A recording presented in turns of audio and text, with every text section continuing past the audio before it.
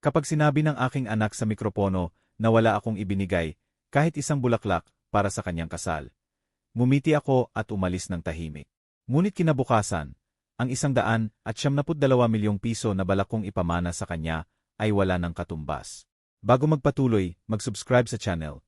I-activate ang bell dahil araw-araw may bagong kwento tayo. I-like mo at sabihin sa comments kung saang lungsod ka nanonood. Ako si Manuel de la Cruz. Ako ay 65 taong gulang at sa loob ng mga dekada. Nagtayo ako ng isang maliit na imperyo na naisip kong ipapamana sa aking nag-iisang anak. Ngayon, habang sinusulat ko ito mula sa aking bagong bahay sa baybayin ng Boracay, masasabi ko ng buong kapayapaan na ito ang pinakamahusay na desisyon na ginawa ko sa buhay ko. Ngunit para maunawaan kung bakit, kailangan kong dalhin ka sa Sabadong iyon. Setyembre 16 na, 2023, ang araw na nagbago ang aking mundo magpakailanman. Ang kasal ni Diego, ang aking 32 taong gulang na anak, ay gaganapin sa Hotel Shangri-La sa Makati. Sa loob ng mga buwan, naririnig ko ang malalayong komento tungkol sa paghahanda. Palagi na mabilis, hindi kailanman may detalye. Lahat ay kontrolado na, tatay. Sabi niya sa tuwing tinatanong ko kung kailangan niya ng tulong. Si Joaquin ang namamahala sa lahat. Si Joaquin Ramirez Santos, ang ama ni Patricia Lopez, isang negosyanteng real estate na 58 taong gulang na nag-alaga sa organisasyon na may natural na kumpiyansa ng taong sanay magresolba ng problema sa pera. Hindi ko inaalok na bayaran ang kasal. Totoo iyan, dapat kong aminin. Pagkatapos ng diborsyo kay Isabel noong 2018, ang relasyon namin ni Diego ay naging malayo, malamig, halos formal lamang. Siya ay namumuhay bilang matagumpay na abogado. Ako naman ay namamahala sa aking negosyo mula sa likuran at nagkikita kami sa paminsan-minsang okasyon kung saan nagpapalitan kami ng formal na pagbati ng walang lalim. Naisip ko na ang kasal ay magiging oportunidad para maging malapit kami. Ngunit naisip ko rin na ang aking kontribusyon ay darating mamaya ng pribado sa paraang talagang mahalaga, sa pamamagitan ng siguradong kinabukasan. Makikita nyo, sa loob ng mga buwang iyon ng paghahanda, may sarili akong lihim na plano. Sa aking opisina sa Ayala Avenue, iniingatan ko ang 2 dokumento na magpapabago sa buhay ni Diego magpakailanman. Ang mga papeles ng paglilipat ng De La Cruz Construction Inc., ang kumpanyang pamilya na itinayo ko sa loob ng 30 taon at kumikita ng 172.8 milyong piso taon-taon, at ang deed ng isang kondo unit na 180 metros squared sa gitna ng Makati, na nagkakahalaga ng 51 milyong piso. Ang plano ko ay ibigay ang parehong dokumento sa kanilang honeymoon bilang regalo sa kasal. Isang sorpresa na magbibigay sa kanya ng panghabambuhay na katatagan sa ekonomiya. Ngunit may konteksto na dapat kong ipaliwanag. Dahil walang makakaunawa sa nangyari mamaya kung hindi alam ang mga taon bago ang mapait na gabing iyon. Sa huling 5 taon, lalo na pagkatapos ng diborsyo, sinubukan kong panatilihin ang malapit na relasyon kay Diego sa maliit ngunit makabuluhang paraan. Noong na-diagnose ako ng hypertension noong Marso 2021, hiniling ko sa kanya na samahan ako sa konsultasyon sa cardiologist. Abala ako sa isang malaking kaso, tatay. Magtatsi ka na lang, ang sagot niya. Noong nagka-pneumonia ako noong Disyembre 2022 at nanatili akong 4 na araw sa Philippine General Hospital. Dumating si Diego isang beses lamang sa loob ng 20 minuto, habang palagi niyang tinitingnan ang kanyang cellphone. Ang mga maliit na kahihiyan ay nag-ipon tulad ng tubig na bumubutas sa bato kapag kailangan ko ng tulong sa online banking. Kapag hindi ko naunawaan ang ilang API sa cellphone. Kapag gusto ko lang ng kasama sa tanghalian tuwing linggo. Palagi may dahilan. Palagi may mas mahalaga. Tatay, kailangan mong umayon sa panahon. Sabi niya sa akin ng may kondesendensya na mas masakit kaysa sigaw. Gayunpaman, kapag kailangan ni Joaquin, tumatakbo si Diego. Nakita ko kung paano ang aking anak ay naglalaan ng lahat para pasayahin ang kanyang biyenan. Kung paano niya kinokonsulta ang mga desisyon sa trabaho. Kung paano tuwing linggo ay regular niyang binibisita ang bahay ng mga Ramirez. Ito ay masakit. Ngunit nanahimik ako habang iniisip na ang panahon at ang aking hinaharap na kabutihang loob ay maayos ang lahat. Dumating akong mag-isa sa kasal noong Sabadong hapon. Si Isabel, ang aking dating asawa, ay dumating sa kotse ng kanyang kapatid. Ang 200 na panauhin ay pumupuno sa eleganteng hall ng hotel. Lahat ay bihis na bihis. Lahat ay walang kalaman sa panloob na drama na dala ko sa loob ng maraming taon. Si Diego ay mukhang masigla sa kanyang itim na tutsedo. Si Patricia ay maganda sa kanyang lace dress na ayon sa mga narinig kong komento ay nagkakahalaga ng 200 at 70,000 piso. Sa seremonya, pinanood ko si Joaquin sa unang hanay, photogenic at mayabang, tumatanggap ng pagbati na parang siya ang ikakasal. Ako ay nasa ikatlong hanay, ngumingiti ng maayos, pumapalakpak sa tamang oras, nakakaramdam ng kakaibang halo ng pagmamalaki ng ama at lungkot na tanging ama na diborsyado ang makakaunawa. Ang hapunan ay nagpatuloy ng walang problema. Nakipag-usap ako sa ilang malalayong kamag-anak, nagpalitan ng formal na pagbati sa mga kasamahan ni Diego. Pinuri ang pagkain at serbisyo, lahat normal, lahat sibilisado. Sa aking isip, paulit-ulit kong inyensayo ang talumpati na ibibigay ko kapag dumating ang oras ng toos. Sasabihin ko kung gaano ako proud, ang mabubuting hiling para sa mag-asawa, at baka banggitin ng banayad ang sorpresa na naghihintay sa kanila. Ngunit hindi dumating ang oras na iyon para sa akin. Kapag kinuha ni Joaquin ang mikropono para sa unang toast, nagsalita siya ng 8 minuto tungkol sa kanyang bagong anak, tungkol sa saya ng pagtulong na matupad ang pangarap ng pag-ibig, tungkol sa kanyang pagmamalaki sa pagiging bahagi ng perpektong pagdiriwang. Ang palakpakan ay mahaba at masigasig. Pagkatapos ay tune naman ni Diego at doon ay gumuho ang aking mundo na itinayo sa loob ng 65 taon ng trabaho, sakripisyo, at pagmamahal ng ama na may lakas ng lindol. Kinuha ni Diego ang mikropono nang may tiwala ng ngiti na minana niya sa akin noong maganda pa ang panahon. Ang ilaw ng hall ay nag-ilaw sa kanyang mukha habang 200 pares ng mata ang nakatutok sa kanya na naghihintay ng kanyang salita. Si Patricia ay tinitingnan siya mula sa maintabl ng may paghanga. Si Joaquin ay mukhang proud mula sa kanyang upuan at si Isabel ay ngumingiti ng may inang ekspresyon na kilala ko rin. Inaasahan kong maririnig ang aking pangalan. Inaasahan ko ang pagkilala na nararapat sa ama. Kahit sa protokol lamang, kahit sa basic na edukasyon. Ako ang nagpalaki sa taong iyon, naghubog sa kanya, nagbayad ng kanyang pag-aral sa abogasya sa Ateneo de Manila. Naroon ako sa bawat graduasyon, sa bawat mahalagang tagumpay sa kanyang buhay, hanggang sa diborsyo man lang. Mga kaibigan, pamilya. Nagsimula si Diego ng may malinaw at mabagal na boses. Ngayon ang pinakamahalagang araw sa aking buhay. Kami ni Patricia ay nais magpasalamat sa lahat ng taong nagbigay daan sa mahiwagang pagdiriwang na ito.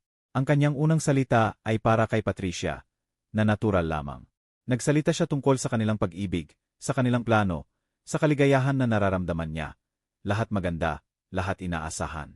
Pagkatapos ay binanggit niya si Isabel na nagpapasalamat sa kanya, sa pagpapalaki sa kanya, ng may labis na pagmamahal at dedikasyon.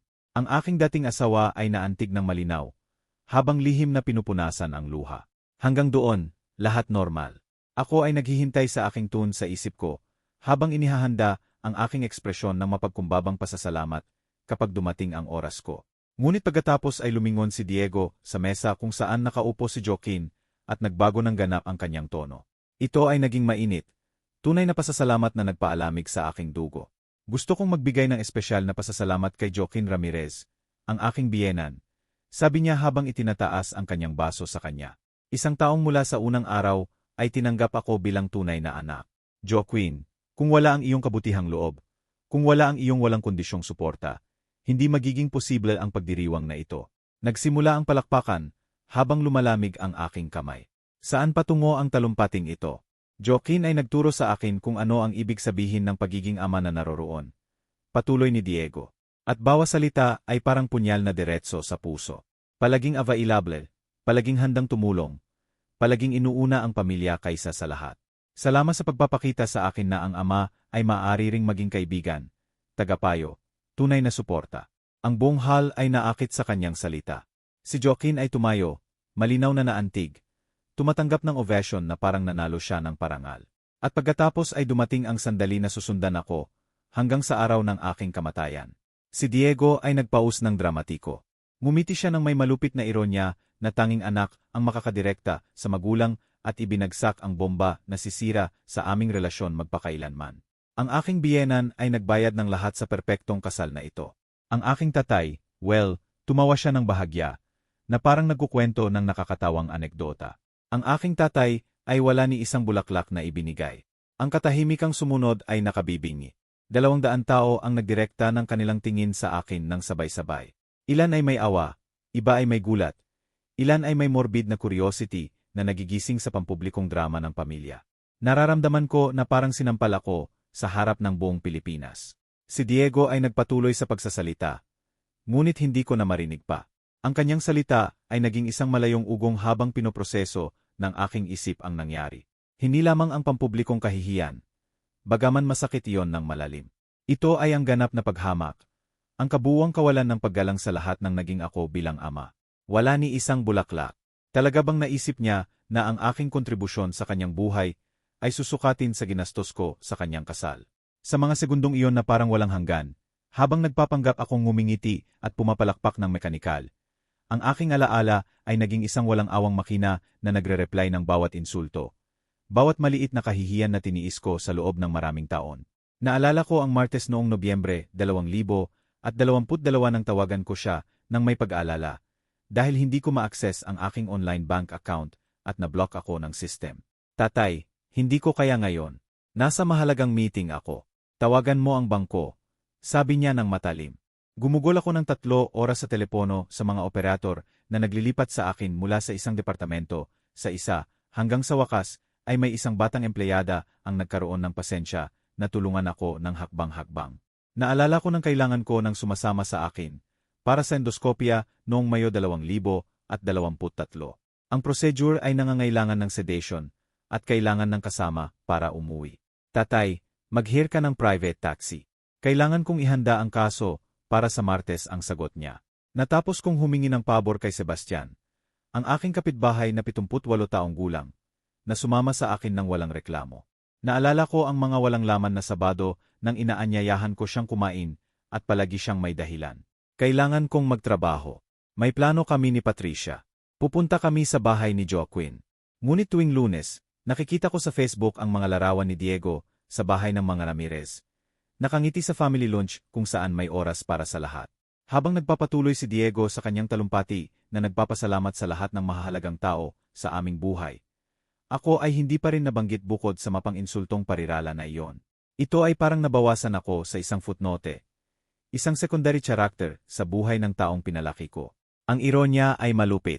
Sa aking opisina ay may handa ng mga dokumento na gagawin siyang milyonaryo sa isang gabi. Naglano akong ibigay sa kanya ang susi ng maunlad na kinabukasan, ng ekonomikong seguridad na pangarap lamang ng karamihan. At siya ay nagbawas sa akin sa wala ni isang bulaklak. Kapag natapos na ang talumpati ni Diego, ang hall ay sumabog sa palakpakan.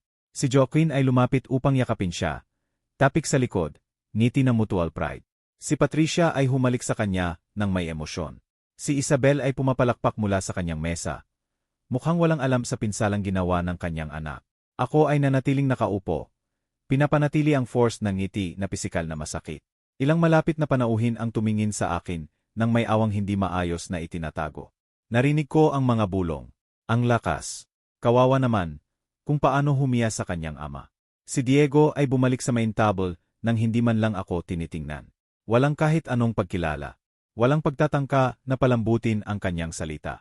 Para sa kanya, mukhang normal at katanggap-tanggap ang sinabi niya. Ito ang eksaktong sandali na iyon, habang pinapanood ko ang aking anak na masayang nagtutuos kay Joaquin, nang gumawa ako ng pinakamahalagang desisyon.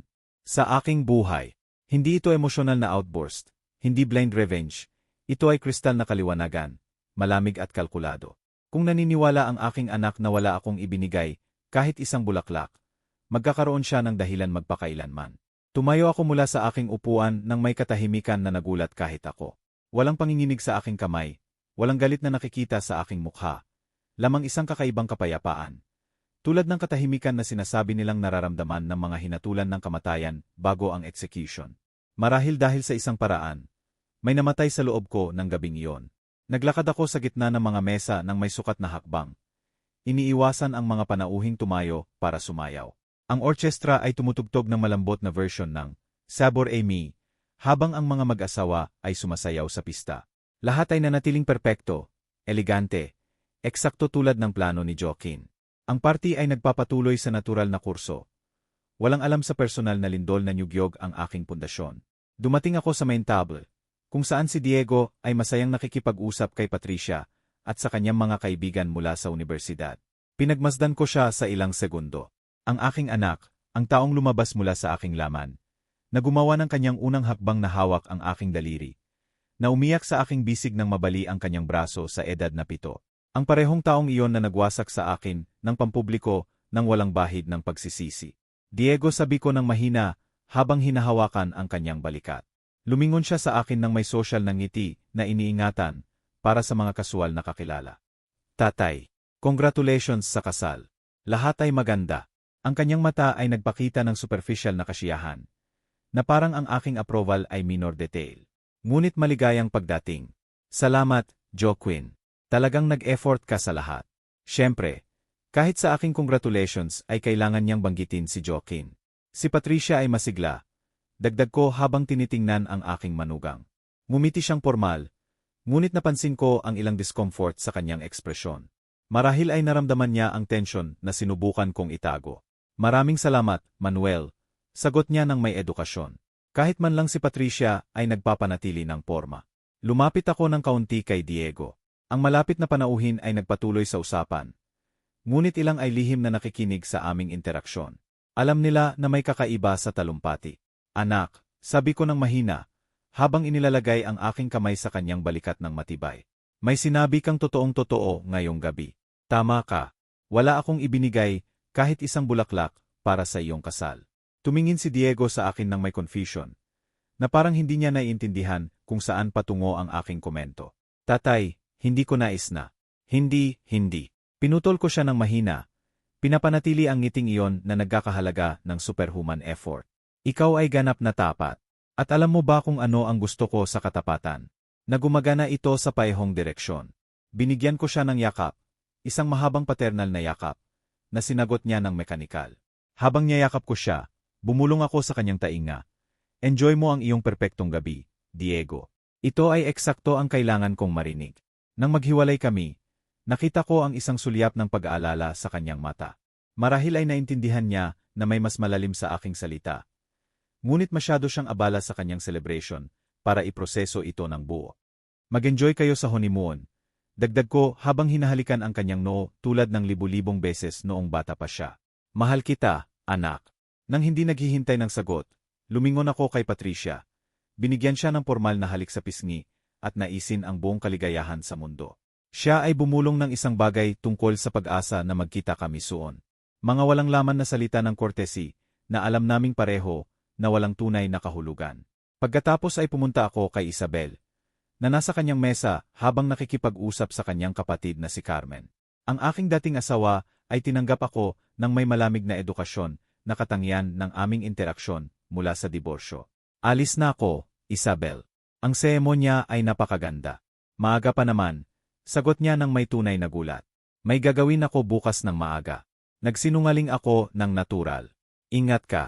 Binigyan ko siya ng halik sa pisngi at nagpaalam din kay Carmen, na tumingin sa akin ng may kakaiba. Marahil ay napansin niya ang tensyon sa talumpati ni Diego. Lumabas ako sa hall nang hindi lumilingon. Sa reception ng hotel, tinanong ng concierge kung kailangan kong tawagan ang taxi. Please, sagot ko. At sa loob ng wala pang 5 minuto ay nasa backseat ako ng isang black Mercedes na nagbibigay ng address ng aking bahay sa Quezon City. Sa loob ng 25 minutong biyahe, ang Manila ay lumilipas sa aking harap tulad ng silent movie. Ang mga ilaw na kalye, ang mga taong nag-enjoy sa Sabado gabi, ang mga teres na puno ng buhay. Lahat ay pareho pa rin. Ngunit ako ay nagbago ng hindi na mababawi sa huling 2 oras. Ang taxi driver, isang lalaki na mga 50 taong gulang na may accent mula sa Visayas, ay sumubok na mag-usap. Galing ka ba sa celebration? Sa kasal, sagot ko ng maikli. Ah, maganda, pamilya, aking anak. Congratulations, siguro proud ka ng husto. Proud. Ano kaya ang komplikadong salitang iyon ng gabing iyon? Nagsinungaling ako ng proud na proud. Ang natitirang biyahe ay nangyari ng tahimik. Tumingin ako sa bintana, ngunit hindi ko talaga nakikita ang mga kalye. Ang aking isip ay nagsimulang magtrabaho ng mekanikal, malamig, kalkulado. Ito ay parang nag-activate ako ng internal program na natutulog sa loob ng maraming taon. Ang instinct ng survival sa negosyo na naglingkod sa akin para itayo ang aking negosyo mula sa wala.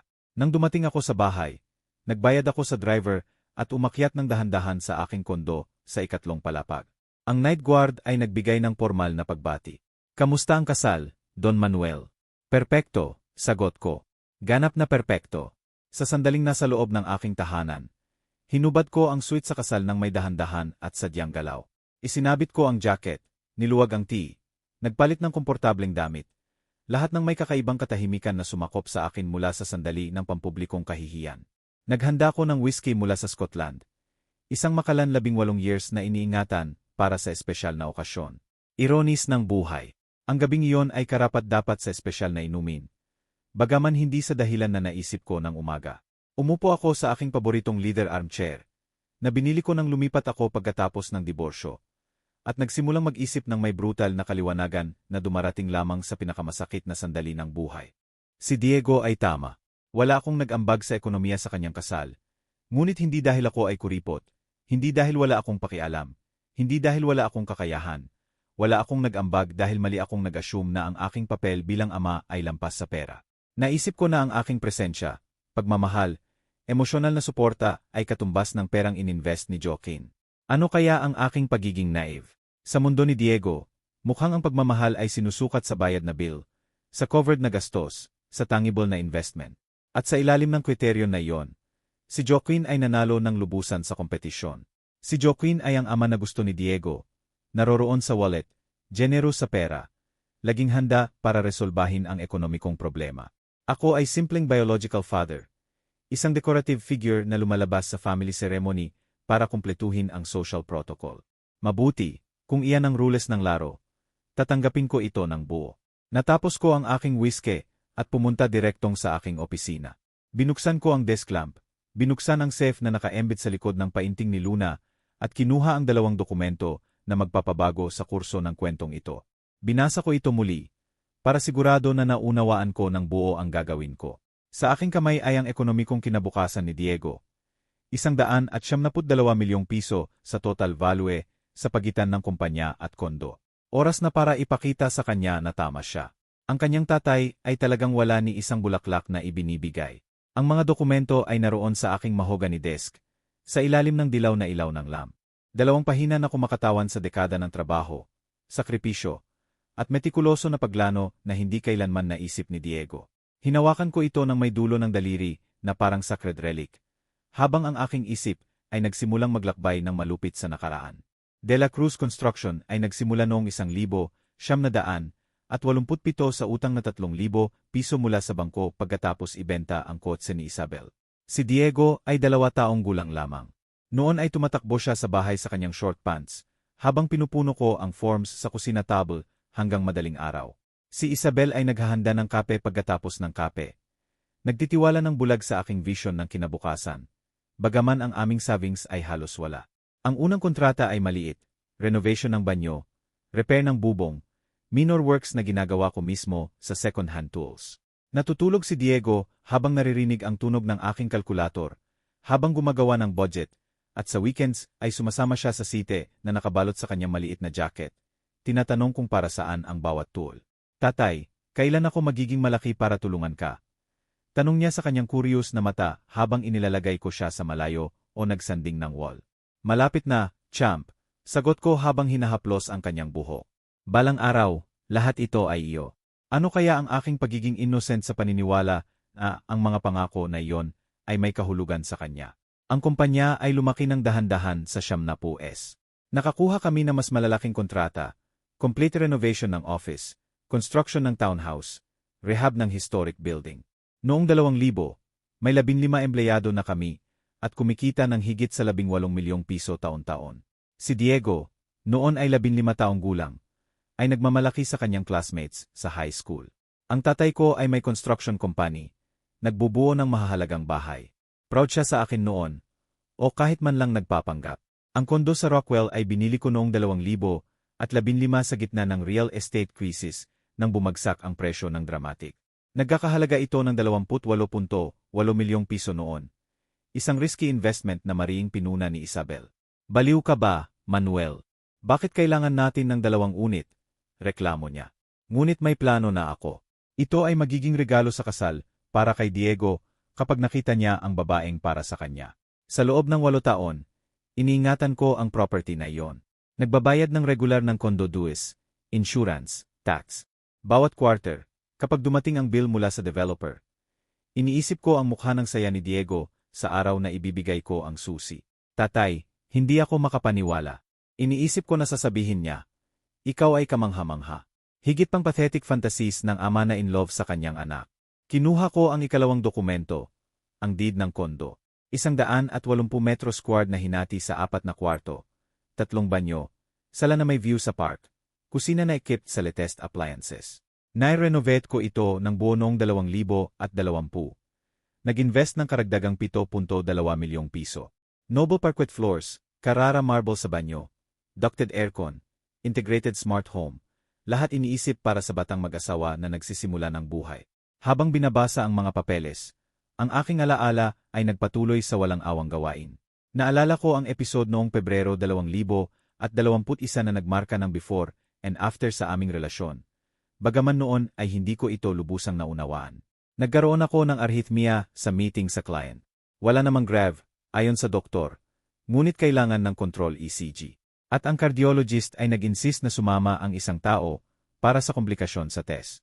Tinawagan ko si Diego mula sa hospital. Anak, pwede ka bang pumunta sa ST Lux? Kailangan kong sumama sa test. Ano ang nangyari? Grave ba? Tanong niya nang may pag-alala na naisip kong genuine. Hindi naman, ngunit sabi ng doktor na mas mabuti kung may kasama. May pause, isang mahabang pause na dapat ay nag-alert sa akin. Tatay, nasa gitna ako ng komplikadong mediation. Hindi ba pwede si nanay? Ang iyong nanay ay nagtrabaho at alam mo naman kung paano siya sa medical issue, ipinaliwanag ko. Si Isabel ay palaging nagiging anxious sa health problem ng pamilya. Tingnan mo, tatay, tawagan mo ang taxi o humingi sa kaibigan. Talagang hindi ako makakaalis ngayon. Ang kasong ito ay buwan na ang inabot ko. Binaba niya pagkatapos ipangako na tatawag pagkatapos. Hindi siya tumawag. Natapos kong humingi kay Sebastian, ang aking retired na kapitbahay, na sumama sa akin. Isang 78 taong gulang na lalaki ay nagiging anak dahil ang akin ay abala sa mas mahalaga. Ngunit ang talagang masakit ay ang pag-discover ng photo sa Instagram ni Patricia pagkatapos ng 3 araw. Si Diego ay mukhang masaya sa eleganteng restaurant na nagtutuos ng champag. Ang caption ay celebrating the success of MY favorite lawyer. Ang date ng post ay eksakto sa araw ng aking ECG. Wala siyang important mediation. May celebration dinner siya sa girlfriend. Nagsinungaling siya ng direkta para iwasan ang pagsama sa ama sa medical test. Nagpatuloy ako sa pagbasa ng dokumento habang mas maraming masakit na alaala ay lumilitaw tulad ng demonyo mula sa nakaraan. Ang araw na kailangan ko ng tulong sa pag-set up ng new smartphone at sumagot si Diego. Tatay, puno ang YouTube ng tutorial. Matuto ka tulad ng iba. Ang araw na gusto kong anyayahan siyang mag-lunch para sa kanyang birthday at sabi niyang may plano na sila sa pamilya ni Patricia. Ang araw na sinubukan kong ipaliwanag ang problema sa bidyar at pinutol niya ako. Hear ka ng tax advisor. Hindi ako sa ganyan. Ngunit ang pinakamalupit na kontrast ay natuklasan ko nang hindi sinasadya sa isang Sabado noong Marso 2023. Pumunta ako sa SM Aura para bumili ng shirt at nakita ko si Diego na nagdadala ng shopping bags kasama si Joaquin. Nagtatawanan sila ng masaya habang umaakyat sa eskalator. Si Joaquin ay may mabigat na bag mula sa SM at si Diego ay mula sa Crate Ampersand Barrel. Sumunod ako ng discreet. Pakiramdam ko ay ridiculous. Ngunit hindi ko mapigilan ang curiosity. Nakita ko silang pumasok sa electronics section. Itinuturo ni Joaquin ang 55-inch TV habang si Diego ay masayang sumasang-ayon. Narinig ko ang fragment ng kanilang usapan. Para sa bagong sala, perpekto ito, sabi ni Joaquin. Hindi mo alam kung gaano ko ito pinasasalamatan. Sagot ni Diego. Si Joaquin ay bumibili sa kanya ng tea na higit sa 60,000 piso. Ang aking anak ay tinatrato siya ng may respeto at pasasalamat na hindi ko kailanman natanggap. Kahit noong binigyan ko siya ng unang kotse para sa college. Sa araw na iyon, naunawaan ko na nawala ko ang aking anak ng matagal bago ko ito mapansin. Si Joaquin ay pumalit sa aking lugar hindi lamang bilang paternal figure, kundi bilang provider, reference, ang taong tinatakbuhan ni Diego kapag may kailangan. Ako ay naging biological father, ang lumalabas sa family photo para sa protocol, ang tumatanggap ng 2-minutong birthday call at courtesy Christmas visit. Bumalik ako sa kasalukuyan, sa aking tahimik na opisina, sa mga dokumentong nasa harap ko. Ito ay 2 oras 47 minuto ng madaling araw. Ayon sa wall clock, si Diego at Patricia ay marahil ay sumasayaw sa huling kanta ng gabi. Nagpapaalam sa panauhin. Tumatanggap ng final congratulations. Si Joaquin ay nakakuha ng lahat ng papuri. Anong perpektong party? Ikaw ay nag-organize ng impeccable. Ikaw ay wonderful biyenan, at ako ay naiwan bilang kuripot na wala ni isang bulaklak na ibinigay. Perpekto. Oras na para gawing permanenteng realidad ang perception na iyon. Iningatan ko ang mga dokumento sa Manila envelope, kung saan sila organized at inilagay sa eksaktong gitna ng desk. Bukas ay sisimulan ang pinakamahalagang phase ng aking plano. Ipakita kay Diego na ganap siyang tama. Ang kanyang tatay ay talagang wala ni anong ibinibigay at hindi na kailanman. Nagising ako sa linggo, Setyembre 17 ng 6:30 ng umaga nang may mental clarity na hindi ko naranasan sa maraming taon. Walang bakas ng emosyonal na bigat na inaasahan kung maramdaman pagkatapos ng mapanirang gabi. Ito ay parang ang aking utak ay nagproseso ng lahat ng impormasyon sa pagtulog at nakarating sa definitive conclusions.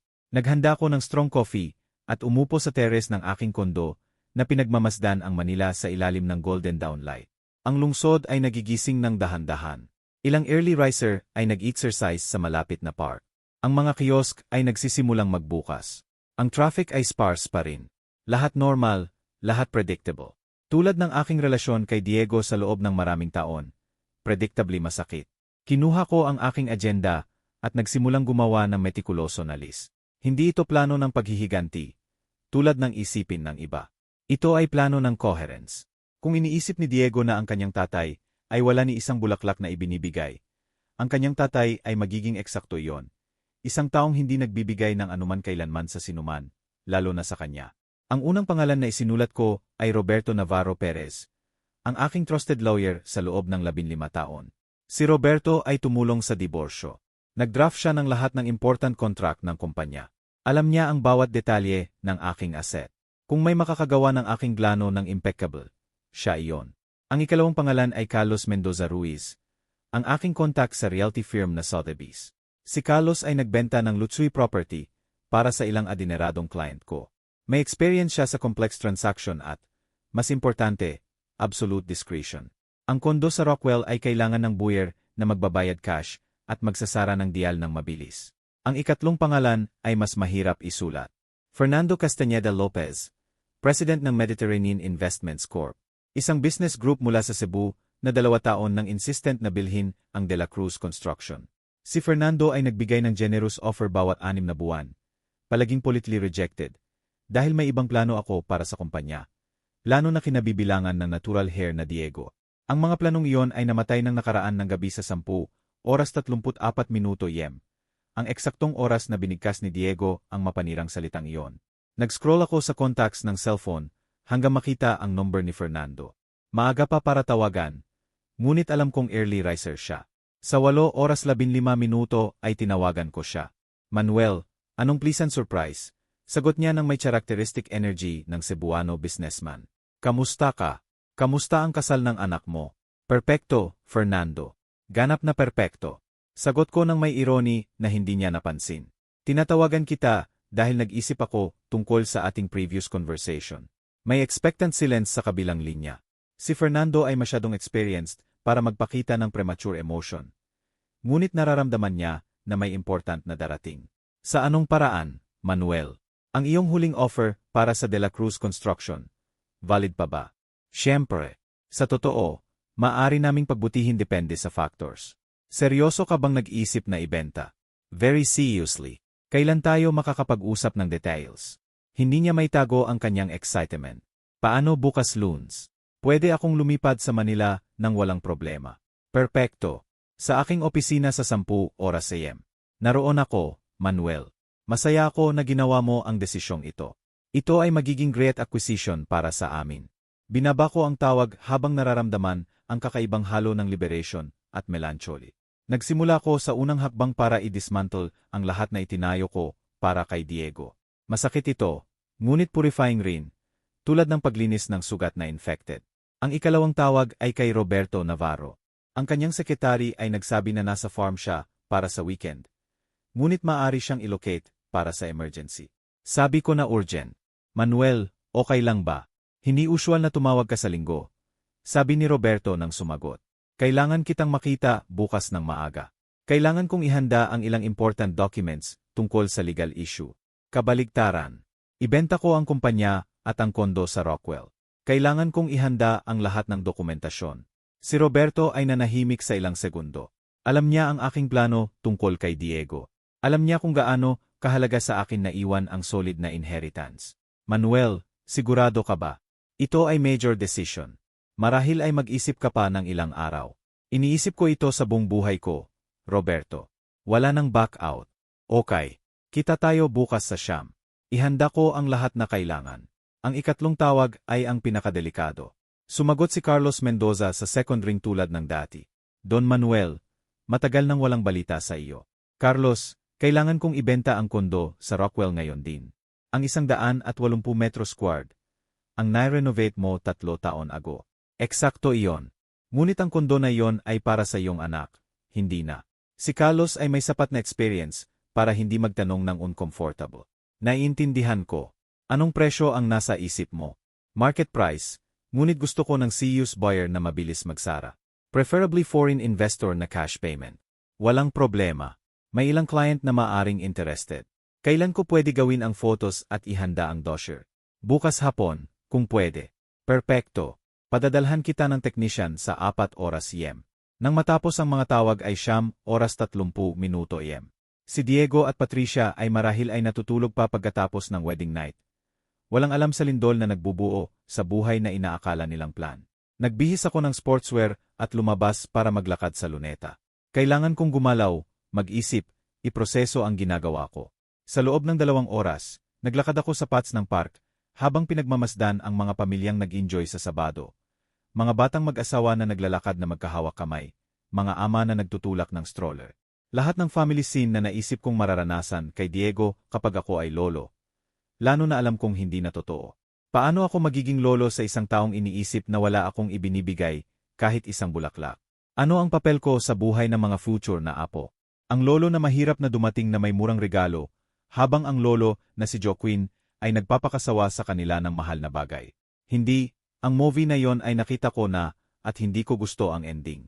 Malapit sa tanghali, habang nagkakape sa terrace ng Luneta Cave, tumunog ang aking cellphone. Ito ay hindi kilalang number. Don Manuel de la Cruz. Ako ito. Ako ay journalist mula sa Society section ng Philippine Daily Inquirer. Nandito kami sa kasal ng iyong anak kahapon. Gusto naming gumawa ng report tungkol sa celebration. Pwede ba naming magtanong? Lumamig ang aking dugo. May journalist sa kasal. Narinig ang talumpati ni Diego. Marahil napansin ang maaga kong pag-alis. Anong uri ng report? Isang social chronicle tungkol sa eleganteng kasal sa Manila. Napakaganda ng celebration. Wala akong sasabihin. Sagot ko ng matigas. Gusto lang namin ang iyong opinion tungkol sa party. Anumang emotive anecdote. Ulit ko, wala akong statement. Magandang araw. Binaba ko ang tawag habang nararamdaman ang bagong wave ng kahihiyan. Isang journalist ang nakasaksi sa aking public degradation. Marahil ay may ibang panauhin na magko-comment sa anekdote sa kanilang social circle. Narinig mo ba ang nangyari sa kasal ng mga De La Cruz? Humiya ang groom sa kanyang ama sa harap ng lahat. Ang aking pangalan ay magiging tsismis sa salons. Halimbawa ng ingratitude ng anak, dahilan ng awa sa lipunan. Hindi yon mangyayari. Bumalik ako sa bahay at nagkulong sa opisina. Oras na para pabilisin ang proseso. Tinawagan ko ulit si Fernando Castaneda. Fernando, tungkol sa meeting bukas, pwede ka ba magdala ng formal written offer? Gusto kong isara ang deal ng mabilis. Siyempre, Manuel. May particular urgency ba? Sabihin nating nagbago ang aking life priorities. Naiintindihan ko ng buo. Sa ating edad, ang oras ay ginto. Wala siyang ideya kung gaano katama siya. Nang gabing iyon, habang si Diego at Patricia ay nag-enjoy sa kanilang unang gabi bilang mag-asawa, natapos kong planuhin ang systematic destruction ng lahat ng kanilang economic dreams. Ito ay poetic justice. Siya ay nagwasak ng aking paternal dreams ng public. Ako ay magwawasak ng kanilang material expectations ng private. Ang pagkakaiba ay ako ang may tunay na power para gawin ito. Ang Lunes, Setyembre 18 ay nagumaga ng maulap at maulan, na parang ang langit mismo ay nagre-reflect ng transformation na gagawin ko. Sa 7 oras 30 minuto ay naligo na ako. Nag-ahit, at nagbihis ng aking best Navy suit. May appointments na magpapabago sa aking buhay magpakailanman at gusto kong gumawa ng best impression sa mga huling acts ng aking business career. Dumating si Roberto Navarro ng punctual sa Siyam sa aking opisina sa Ayala Avenue. Dala ang kanyang brown leather briefcase at ekspresyon ng concern na hindi maayos na itinatago. Sa loob ng 15 taon, Siya ang aking legal advisor, ngunit parang kaibigan din. Alam niya ang aking obsession na iwan ang imperyo kay Diego. Manuel, bago simulan ang papers, pwede ba kitang tanungin kung ano ang nangyari? Kahapon ay iba ang iyong boses. Nag-serve ako ng coffee mula sa machine sa opisina at inoffer sa kanya. Roberto, may anak ka ba? 2. Si Ana na 25 at Marcos na 22. May humiya ba sa iyo ng public? Roberto ay nagkunot no. Malinaw na uncomfortable sa direksyon ng usapan. Hindi ko naiintindihan. Simple. May sinabi ba sila sa harap ng stranger na wala kang value bilang ama? Manuel, hindi ko alam kung ano ang nangyari. Ngunit marahil ay misunderstanding. Walang misunderstanding, Roberto. Kinuha ko ang cellphone at naghanap ng video na na-record ng isang panauhin at na-upload sa Instagram. Malinaw na naririnig ang boses ni Diego. Ang aking biyenan ay nagbayad ng lahat sa perpektong kasal na ito. Ang aking tatay, wala ni isang bulaklak na ibinigay. Pinakinggan ni Roberto ang audio ng 2 beses. Ang kanyang ekspresyon ay nagbabago mula sa confusion sa comprehension at, sa wakas, sa indignation. Diyos ko, Manuel, pasensya na. Hindi ko kailangan ang awa, Roberto. Kailangan ko ang sales documents. Nandoon ba? Binuksan ni Roberto ang kanyang briefcase at kinuha ang thick blue folder. Lahat ay narito. Sales contracts para sa kumpanya at property. Ngunit kailangan kong insist na mag-isip ka pa. Ang mga desisyong ito ay irreversible. Eksakto kung bakit ko ginagawa ito. Gusto kong irreversible. Nag-review kami ng bawat clause, bawat legal detail. Ang pagbebenta ng De La Cruz Construction Inc. sa Mediterranean Investments ay para sa 172 milyong piso na payable cash via bank transfer sa loob ng 72 oras pagkatapos ng pirma. Ang kondo ay ilalagay sa market sa presyong 58.5 milyong piso ngunit sabi ni Carlos na maaari naming makuha hanggang 58.8 milyon kung makahanap ng right buyer. Sa 10 oras sharp, dumating si Fernando Castaneda sa aking opisina kasama ang 2 financial advisor. Siya ay 52 taong gulang, tanned, may prosperous look ng taong successful sa negosyo mula sa murang edad. Ang kanyang mata ay kumislap nang makita ang documents sa mesa. Manuel, masaya ako nang husto na nagdesisyon kang gawin ito. Sabi niya habang nag-shake hands ng firm. Ang De La Cruz Construction ay perfect fit sa aming expansion plan sa Manila. Ang negotiations ay surprisingly smooth. Si Fernando ay dumating na handa para isara ang deal agad. Ang kanyang final offer ay 171 milyong piso. 3 milyong higit sa agreed sa phone. Ito ay solid company na may impeccable reputation. Ipinaliwanag ni Fernando habang nagre-review ang kanyang advisors ng financials. Ang iyong empleyado ay loyal, ang iyong client satisfied, ang iyong future project portfolio ay well-planned.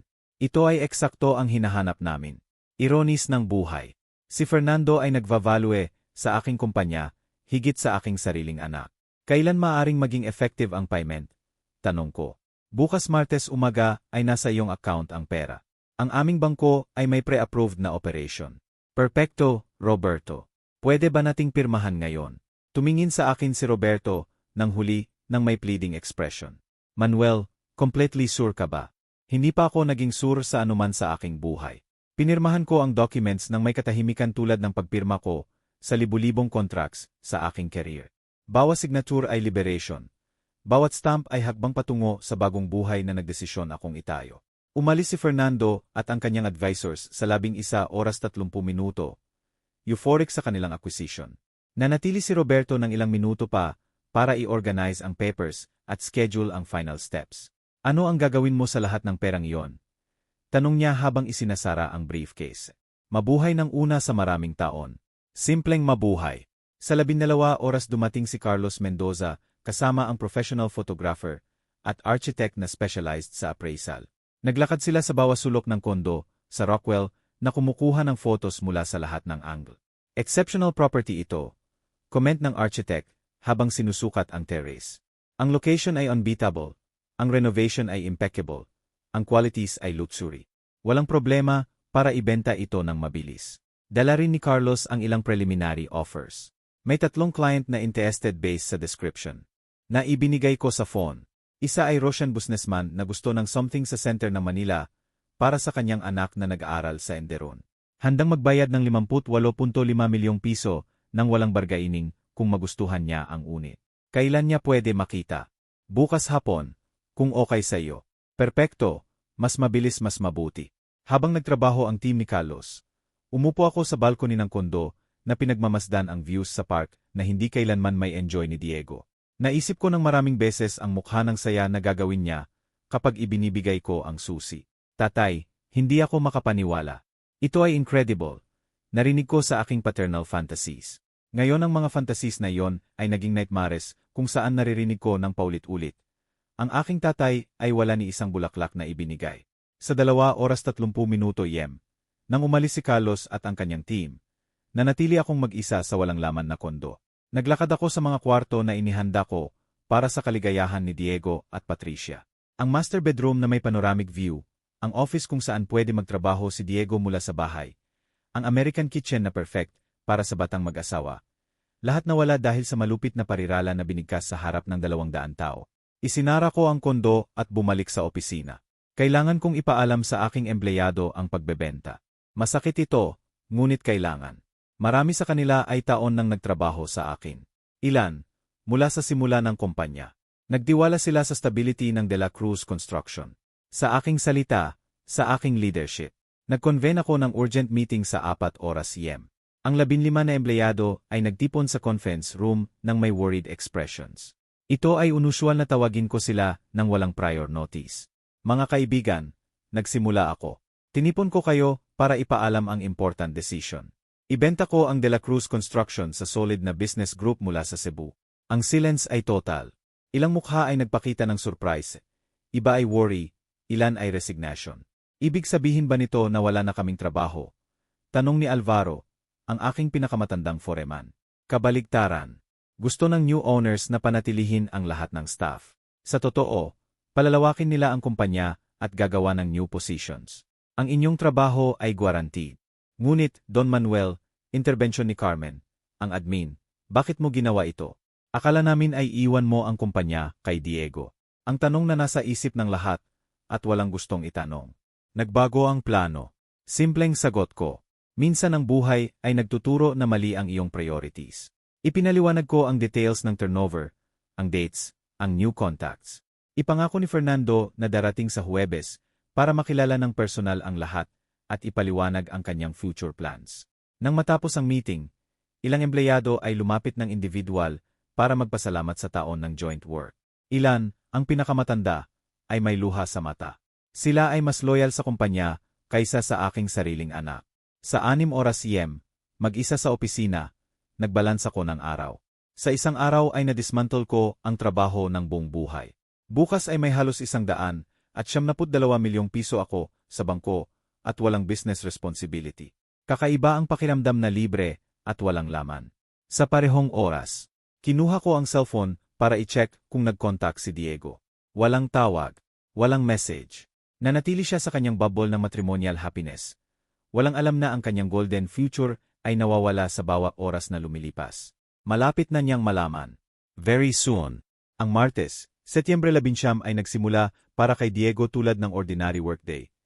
Nang hindi alam na ito ang huli sa kanyang buhay na mararamdaman niya ang economic security. Nagising siya sa 7 oras 30 minuto sa kanilang rented condo sa Malet. Naligo siya habang kumakanta, habang naghahanda ng breakfast si Patricia, at nagbihis ng may satisfaction ng taong bagong kasal at may mundo sa kanyang paa. Sa biyahe ng LRT patungo sa opisina ng De La Cruz Construction sa Ayala Avenue, nagre-review si Diego ng wedding photos sa cellphone na in-upload ng guests sa Instagram. Ngumingiti siya sa bawat image, elegante sa tutsedo, masigla kasama si Patricia, napapaligiran ng family at friends. Ang party ay perpekto, eksakto tulad ng promise ni Joaquin. Dumating siya sa opisina sa 9 oras 15 minuto. Nagbigay ng cordial greeting kay Carmen sa reception at pumunta sa kanyang office sa 2nd floor.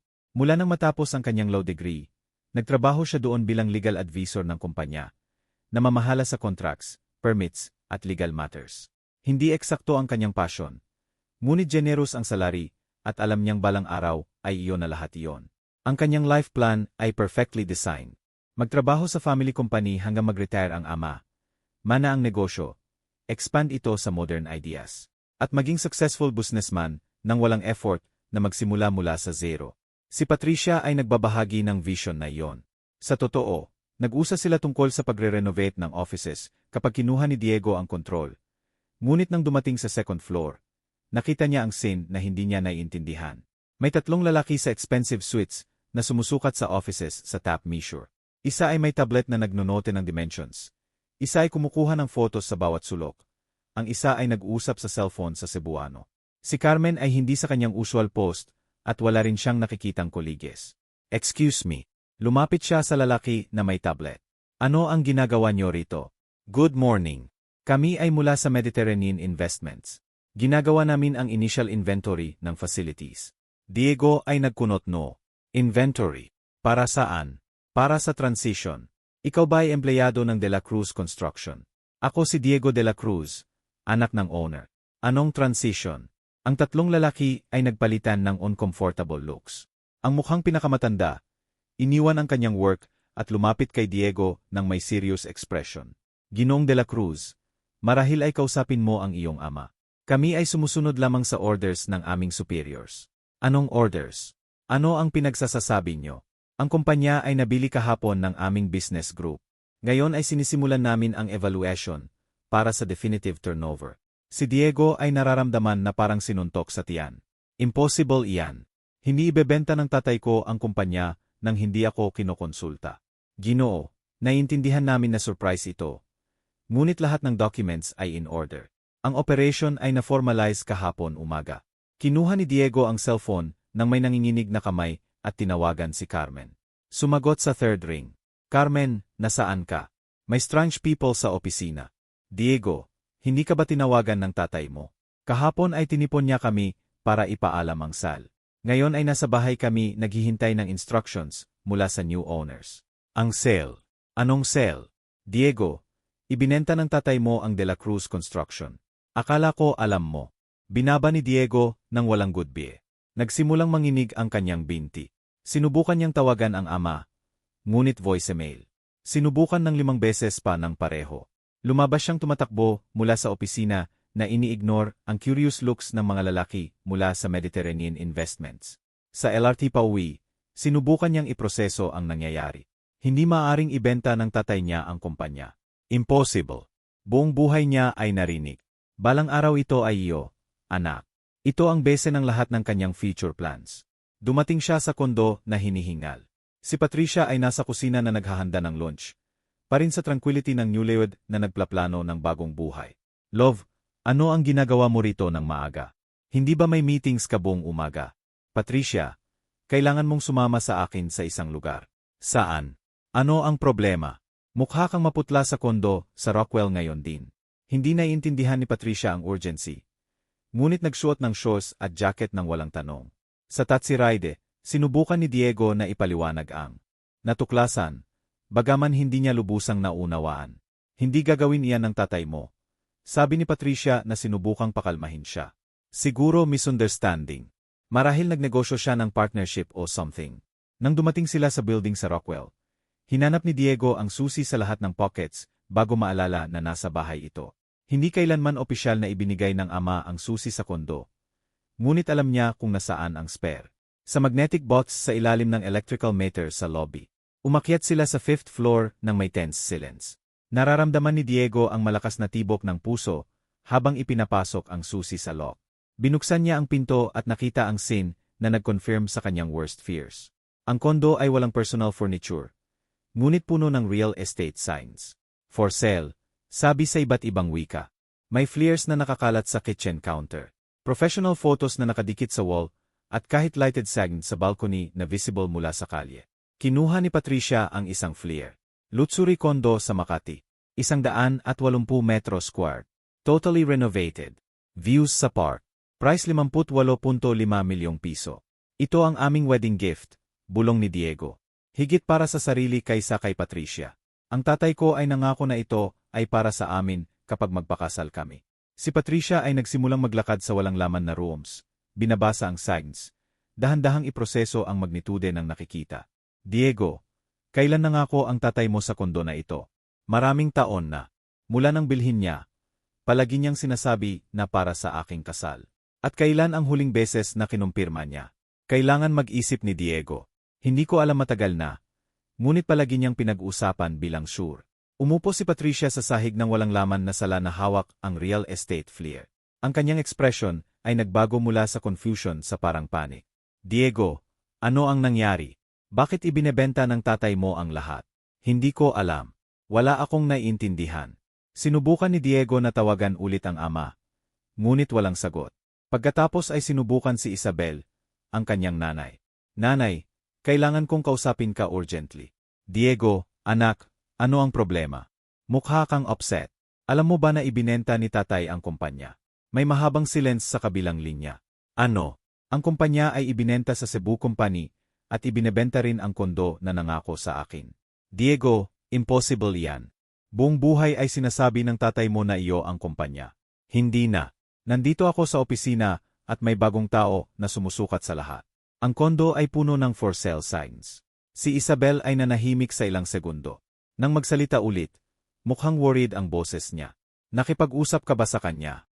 Hindi sumasagot sa phone. Diego, may explanation dapat. Hindi gagawin ng tatay mo ito nang walang malakas na dahilan. Anong dahilan kaya? Si Isabel ay nagbuntong hininga ng malalim. Anak, may nangyari ba sa kasal? May misunderstanding. Naalala ni Diego ng malabo ang kanyang thank you speech. Ngunit wala siyang nakikitang problema.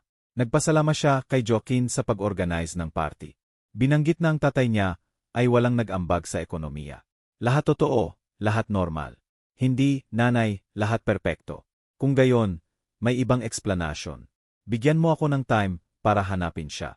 Binaba ni Diego at umupo sa tabi ni Patricia sa sahig ng walang laman na kondo. Sa pamamagitan ng windows, ang Manila ay lumalawak sa harap nila tulad ng promise na naging marriage.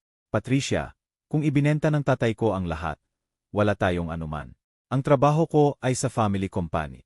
Ang kondo na ito ay aming wedding gift. Lahat ng aking future ay based doon. Niyakap siya ni Patricia, ngunit nararamdaman ni Diego ang kanyang tension. Siya rin ay nagbuo ng expectations sa economic stability na ibig sabihin ng pagpapakasal sa heir ng prosperous company. May explanation dapat, bulong ni Patricia, bagaman hindi masyadong convinced ang kanyang boses. Tumingin si Diego sa cellphone. 27 missed calls sa ama sa huling 2 oras. At walang sagot. Kapag nagsimulang tumunog ng insistent ang aking cellphone na Martes umaga, ako ay nasa terrace ng Starbucks na nag-enjoy ng kortado at nagbabasa ng Philippine Star. Nagsilence ako ng notifications ng nakaraan ng gabi.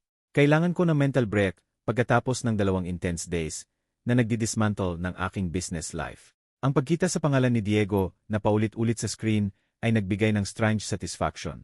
Halos perverse. Inaasahan ko ang sandaling ito mula nang pirmahan ang papers kay Fernando Castañeda.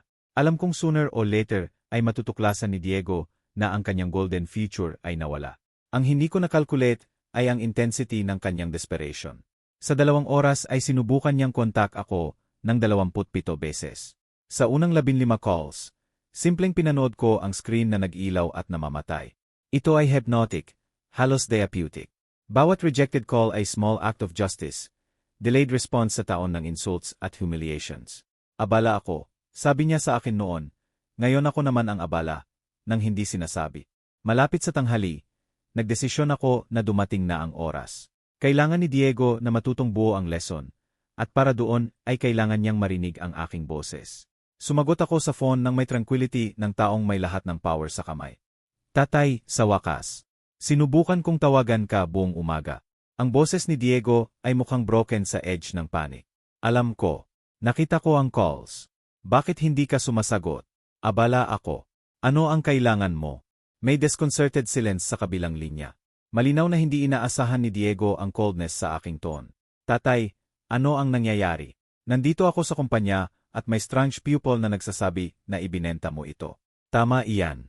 Ibinenta ko na ibinenta mo. Bakit hindi mo sinabi sa akin, para saan ikaw mismo ang nagsabi noong Sabado na wala akong ibinibigay?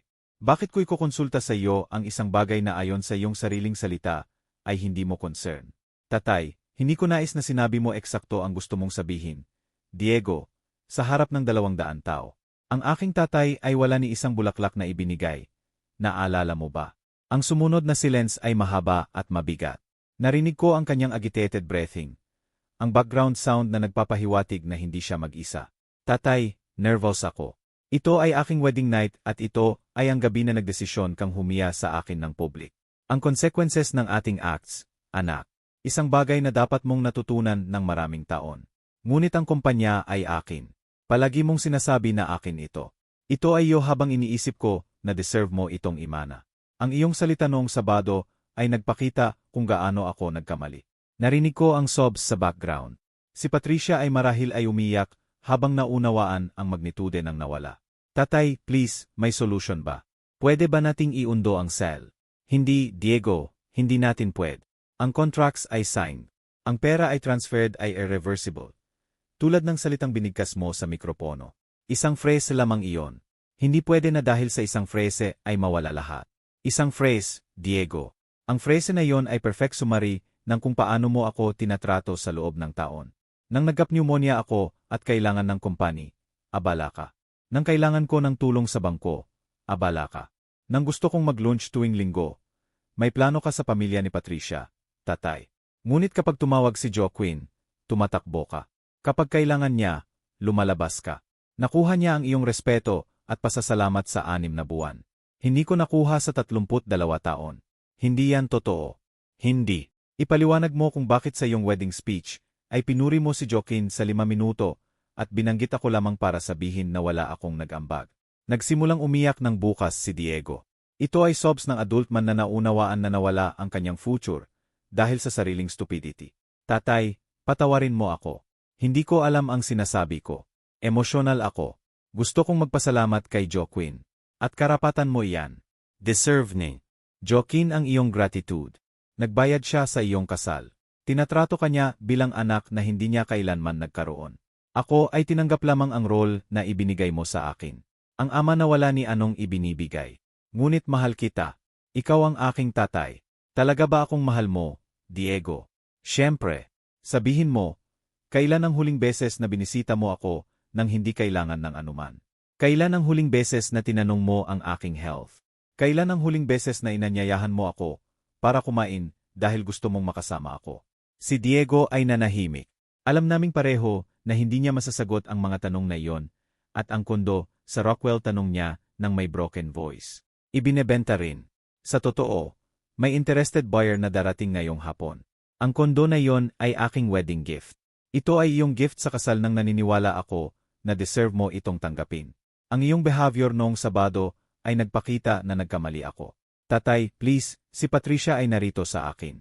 Umiyak siya. Ang inyong plano ay base sa aking generosity, Diego, at ikaw mismo ang nagsabi na hindi ako generous, na wala akong ibinibigay kahit isang bulaklak. Ngayon ay coherent lamang ako sa iyong evaluation. Hindi pwede na ganito ka malupit. Malupit. Mukha ba sa iyong malupit na ang ama ay nagbibigay ng eksakto kung ano ang sinasabi ng anak na ibinibigay niya? Sinabi mo ang totoo. Wala akong nagbigay para sa iyong kasal. Ngayon ay wala akong ibibigay para sa iyong future. Simple coherence. Tatay, hiniling ko sa iyo, Diego. Sa loob ng taon ay hiniling ko sa iyo. Hiniling ko ang oras, atensyon, minimum respeto. At palagi kang abala. Ngayon ako naman ang abala. Abala sa ano? Sa pagbuhay ng aking buhay, sa pag-enjoy ng pera na naisip kong iwan sa iyo.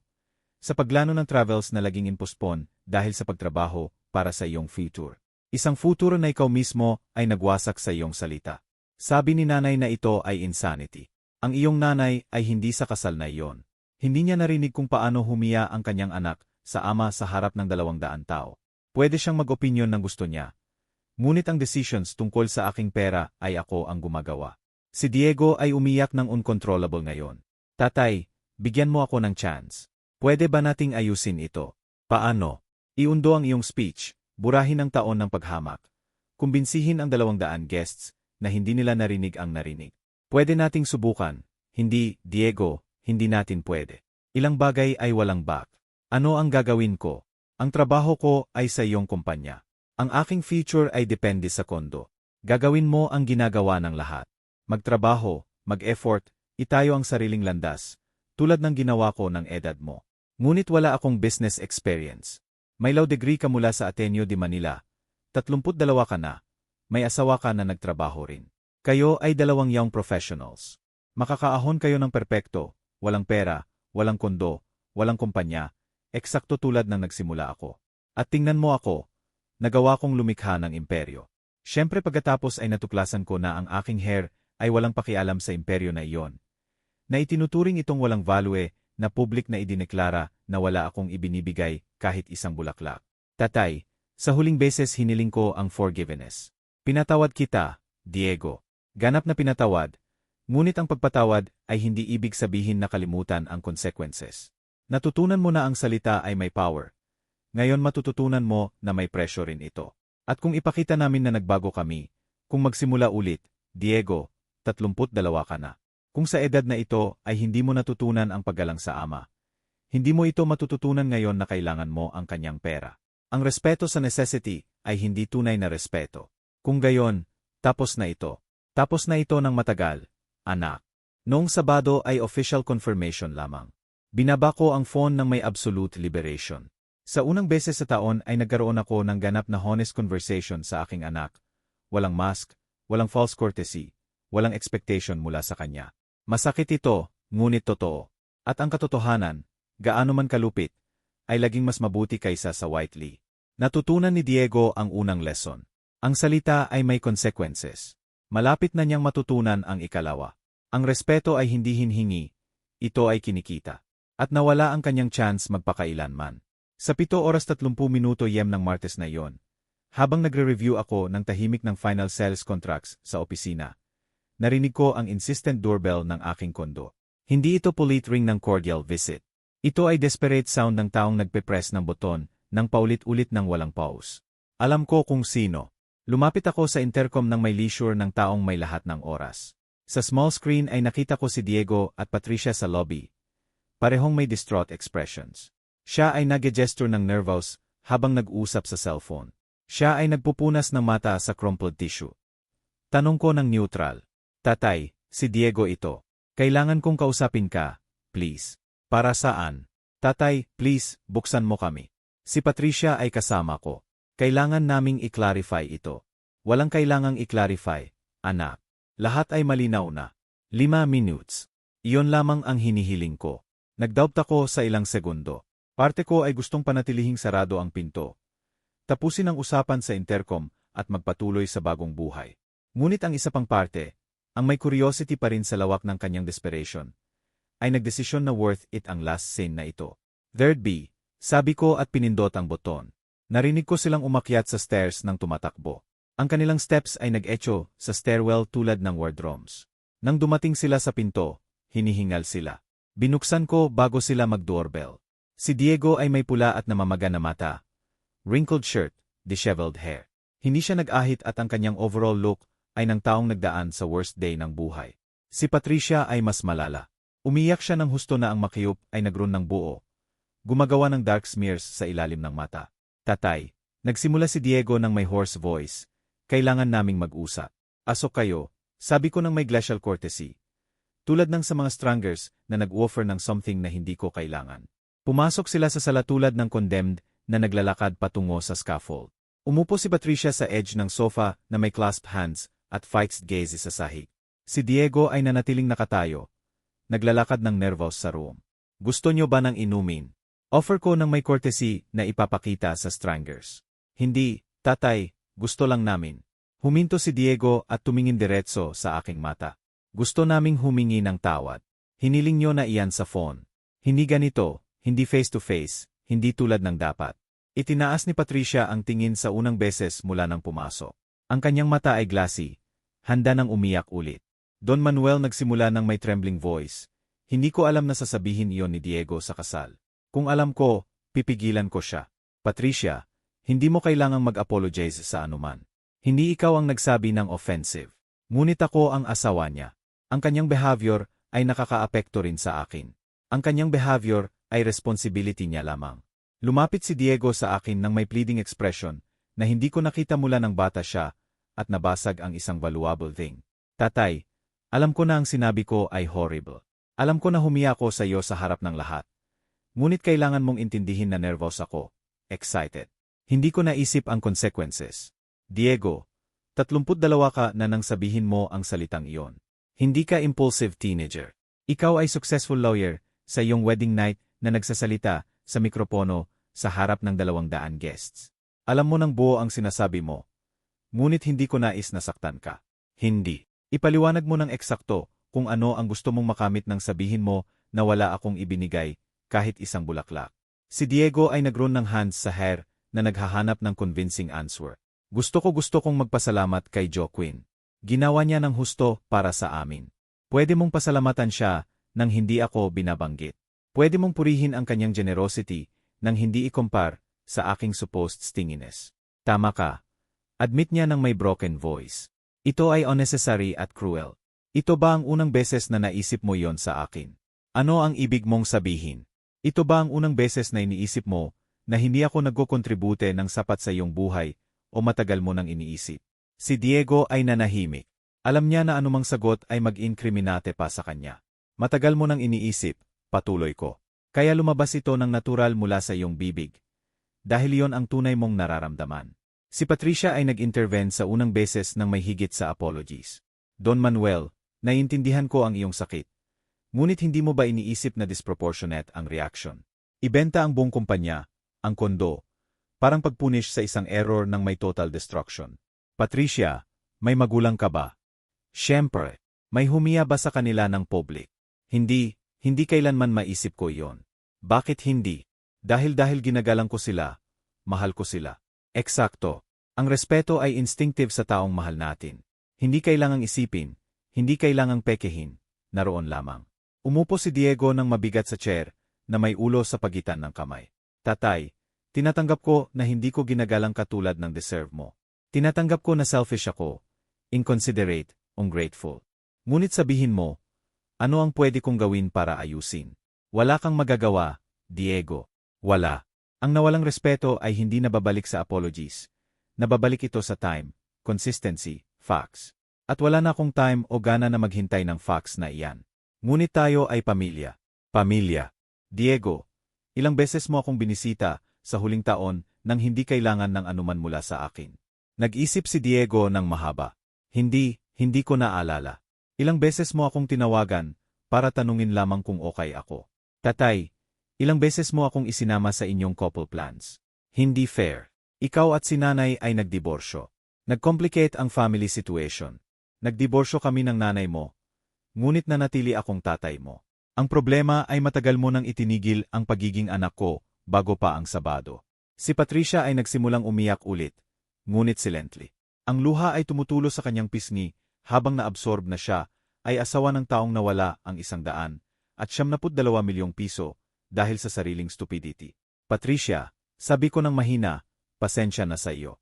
Hindi mo deserve na bayaran ang errors ni Diego. Salamat, bulong niya sa gitna ng sobs. Ngunit pinili niyang humiya sa akin ng public, at ang choices ay may consequences. Biglang tumayo si Diego nang may flash ng anger sa mata. Okay, tatay, now na. Nagkamali ako, tinatanggap ko. Ngunit ang iyong reaction ay disproportionate at cruel. Ikaw ang aking tatay.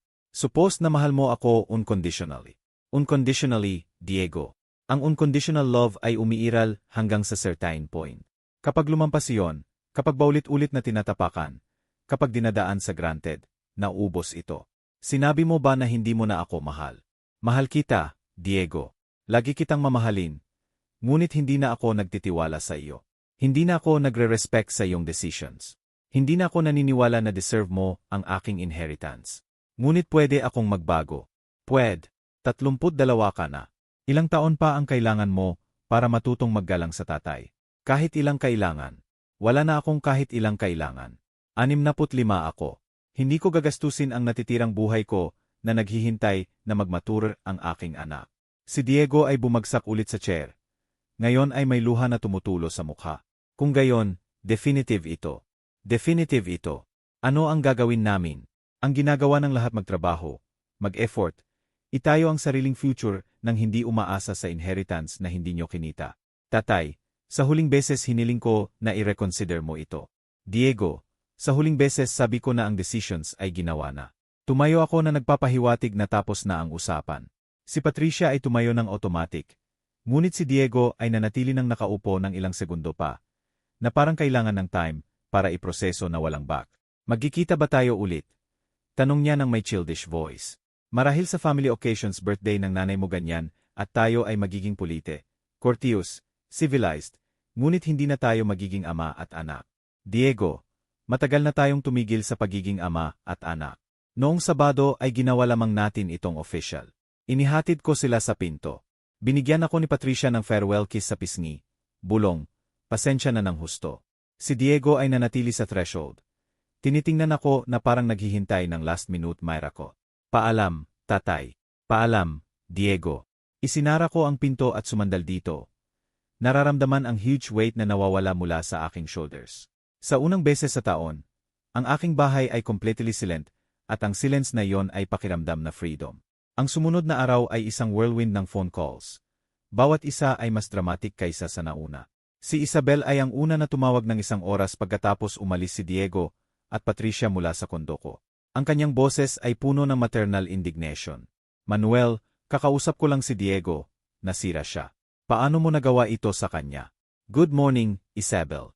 Kamusta ka? Huwag mong baguhin ang topic. Naiintindihan mo ba ang ginawa mo? Nasira mo ang future ng sarili mong anak dahil sa unfortunate comment. Nag-serve ako ng whiskey habang nakikinig sa kanyang sermon. Curious kung paano laging kayang i-convert ni Isabel ang victims sa guilty at vice versa. Isabel, naroon ka ba sa kasal? Siyempre naroon, ngunit wala akong narinig na terrible. Si Diego ay nervous, excited. Hindi mo narinig nang sinabi niya na wala akong ibinigay, kahit isang bulaklak, may uncomfortable silence. Narinig ng buo ni Isabel, ngunit pinili niyang i-minimize. Manuel, ang mga bagay na iyon ay sinasabi sa heat of the moment. Wala silang ibig sabihin para sa iyo. Wala silang ibig sabihin para sa akin. Lahat sila. Ikaw ang kanyang tatay. Ang mga ama ay nagpapatawad. Nagpapatawad ang mga ama, Isabel. Ngunit pagkatapos ng taon ng humiliations, pagkatapos ng constant ignore, pagkatapos ng public humiliation, may limits. Anong humiliations? Adores ka ni Diego. Ang frase na iyon ay nagpatawa sa akin ng bitter. Adores ako. Kailan ang huling beses na binisita ako ni Diego nang hindi kailangan ng anuman? Kailan ang huling beses na isinama ako sa kanyang plans? Kailan ang huling beses na nag-alala siya sa aking health?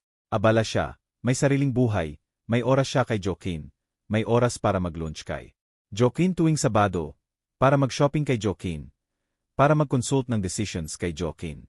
Si Joaquin ay naging ama na tumigil ako sa pagiging matagal na. Selos ka ba? Hindi ako selos, Isabel.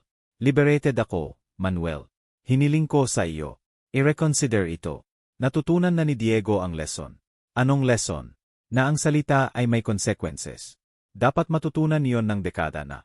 Ngunit siya ang iyong anak. Siya ang aking biological son. Ngunit matagal na siyang tumigil sa pagiging emotional son ko. Binaba ni Isabel ng galit. Nangako na hindi ito matatapos. Hindi ko na narinig mula sa kanya sa loob ng weeks. Ang ikalawang tawag ay dumating kinabukasan. Ito ay si Joaquin Ramirez, ang involuntary protagonist ng drama na ito. Manuel, sana hindi ka maistorbo na tumawag ako directly. Nakuha ko ang number mo kay Patricia. Hindi maistorbo, Joaquin. Sa ano ako makakatulong? Tinatawagan kita tungkol kay Diego. Alam ko na may misunderstanding. Walang misunderstanding, Joaquin. Lahat ay malinaw, Manuel. Bilang ama naiintindihan ko ang iyong sakit. Ngunit iniisip ko na hindi nais ni Diego na saktan ka. Gusto lang niyang magpasalamat sa akin sa pag-organize ng kasal. Ironic na marinig si Joaquin na nagde-defend kay Diego ng may higit na conviction kaysa sa ipinakita ni Diego para sa sarili. Joaquin, appreciate ko ang tawag. Ngunit ito ay issue sa pagitan namin ni Diego. Naiintindihan, ngunit si Patricia ay very affected. Si Diego ay desperate na naghahanap ng work. Kinailangan nilang i-cancel ang honeymoon. Ito ang consequences ng kanyang acts. Manuel, hindi ko kailangan na purihin ako ni Diego ng public. Kung alam ko na magdudulot ito ng sakit sa iyo, hiniling ko sa kanya na wag gawin. Ang problema ay hindi ang pagpuri sa iyo, Joaquin. Ang problema ay ang paghamak sa akin para gawin yon. Hindi mo ba pwede i-reconsider ang decision? Kahit partially, ang decisions ay ginawa na. Kung gayon, pasensya na, Manuel. Genuinely. Binaba ni Joaquin ng pulit. Siya ay decent man na nadrag sa family situation na hindi niya hinanap. Ngunit hindi rin nito babaguhin ang aking decision. Ang ikatlong tawag ay ang most unexpected. Si Carmen, ang aking former receptionist, ay tumawag na umiyak. Don Manuel, Gusto ng new bosses na baguhin lahat. Magre-retrench sila ng half ng staff. Carmen, ipinangako ni Fernando na panatilihin ang lahat ng empleyado. Iyon ang sinabi sa start. Ngunit ngayon ay nag-uusap tungkol sa resource optimization. Don Manuel, taon tayong nagtrabaho ng sama-sama. Hindi ka ba makakagawa ng something? Carmen, wala na akong kinalaman sa kumpanya. Ibinenta ko na, ngunit may influence ka. Pwede kang mag-usap sa kanila. Wala akong magagawa. Pasensya na. Si Carmen ay nagpatuloy na umiyak habang ipinaliwanag na may mortgage siya. 2 anak sa college at ang paghanap ng work sa kanyang edad ay halos impossible. Bawat salita ay punyal sa aking conscience. Ibinenta ko ang kumpanya na iniisip lamang ang pagpunish kay Diego. Ngunit ang aking empleyado ay nagbabayad para sa digmaan na hindi nila sinimulan. Ito ang unang beses na nag-doubt ako sa aking plano. Ngunit tuulete na. Ang contracts ay signed, ang pera transferred. Si Fernando Castañeda ay technically free na gawin ang gusto sa kanyang new acquisition. Ang ika-4 na tawag ay dumating noong Biyernes. Ito ay si Patricia mag-isa. Don Manuel, alam ko na maraming beses tinawagan ka ni Diego at hindi mo gusto kausapin siya. Ngunit hiniling ko na pakinggan mo ako. Pinakinggan kita, Patricia. Si Diego ay hindi kumakain, hindi natutulog, ganap na depressed. Nagpadala siya ng resumes sa lahat ng law firms sa Manila. Ngunit walang references mula sa previous work. Walang references. Hindi ako nagsalita na masama tungkol sa kanya sa sinuman. Ngunit hindi rin nagsalita ng mabuti, at alam ng lahat na nagtrabaho siya sa kumpanya ng ama. Kapag nakikita nila na ibinenta mo ang kumpanya nang hindi siya isinama, nagdududa sila sa kanyang professionalism. Hindi ko naisip iyon. Sa legal world sa Manila, na hindi naman ni Diego ang family company, nagpapadala ng clear message tungkol sa kanyang value. Patricia, ano ang gusto mong gawin ko? Isang recommendation letter. Iyon lamang, para makahanap siya ng work. Hiniling ni Diego na tawagan mo ako. Hindi niya alam na tumatawag ako. Masyado siyang proud para humingi ng tulong sa iyo pagkatapos ng lahat. Ito ang unang beses na gumamit ng salitang pride sa relation kay Diego. Marahil ay mas kilala siya ng asawa kaysa sa akin. Patricia, si Diego ay competent lawyer. Hindi niya kailangan ang aking recommendation para makakuha ng work. Kailangan niya, Don Manuel. Ang kanyang last name ay associated sa De La Cruz Construction. Alam ng buong sektor na ibinenta mo nang hindi siya isinama. Ito ay nagdudulot ng doubts tungkol sa kanyang professionalism. Doubts na unfounded. Si Patricia ay nanahimik ng ilang segundo. Hindi lahat unfounded, admit niya sa wakas. Si Diego ay nag-accommodate. Nagtrabaho siyang mabuti, ngunit walang pressure na mag-prove ng anuman, dahil alam niyang iyon na ang kumpanya. Marahil ito ay magiging stimulus sa kanya. Don Manuel, ipinangako ko na nagbago si Diego. Genuinely remorseful siya. Patricia, ang remorse na dumarating lamang kapag may consequences ay hindi true remorse, ito ay fear. At iyon ay walang value. Ito ay value, ngunit hindi sapat. Kung gayon, hindi mo isusulat ang letter. Hindi ko isusulat ang letter. Binaba ni Patricia nang walang goodbye. Nang gabing iyon, sa unang beses mula sa kasal, nararamdaman ko ang something like sadness sa situation na nilikha ko. Ngunit hindi ko binago ang opinion. Kinabukasan, sa Sabado, nakita ko ang photo sa local paper. Ito ay si Diego na lumalabas mula sa job interview ng may defeated expression. Ang caption ay, Diego de la Cruz, anak ng businessman na si Manuel de la Cruz, naghahanap ng trabaho pagkatapos ng unexpected sale ng family company. Ginawa ng press ang aking personal drama na public news. Nang hapon na iyon, habang naglalakad sa Luneta, nakasalubong ko si Sebastian, ang aking elderly neighbor na tumulong sa endoskopya. Manuel, nakita ko sa paper. Okay lang ba? Lahat perpekto, Sebastian. Sure ba? Mukhang complicated situation sa anak mo. Ang complicated situations minsan ay may simple solutions. Simple. Hindi mukhang simple sa akin. Sebastian, may anak ka ba? 3. 2 sa Cebu, 1 sa Davao.